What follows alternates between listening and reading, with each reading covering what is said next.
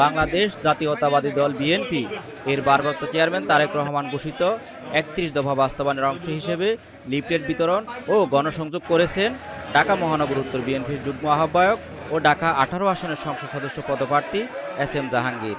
শনিবার বিকেলে খিলক্ষেত থানা বিএনপির উদ্যোগে নিকুঞ্জ ১ ও ২ নম্বর এলাকায় আয়োজিত এই কর্মসূচিতে তিনি বলেন, যারা আওয়ামী লীগ সরকারের আমলে মামলা হামলা ও গুম খুনের শিকার হয়েছেন, বিএনপি রাষ্ট্র ক্ষমতা গেলে তাদের রাষ্ট্রীয় মর্যাদা উন্নীত করা হবে এবং পরিবারকে পুনর্বাসন করা হবে।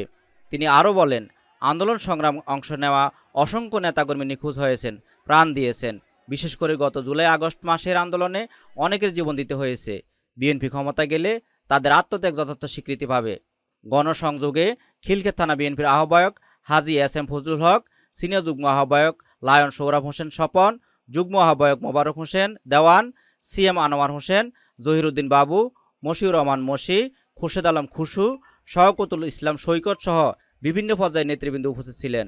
এছাড়াও বিএনপির যুবদল, স্বেচ্ছাসেবক দল, মহিলা দল, শ্রমিক দল, কৃষক দল ও মৎস্যজীবী দলের নেতাকর্মীরাও গণসংযোগে অংশ নেন। SM জাহাঙ্গীর অভিযোগ করে বলেন, দেশের মানুষ ভেবেছিল অল্প সময়ের মধ্যে নির্বাচন হবে, কিন্তু একটি গোষ্ঠী জানে তাদের জনগণের মাঝে আর কোনো অবস্থান নেই।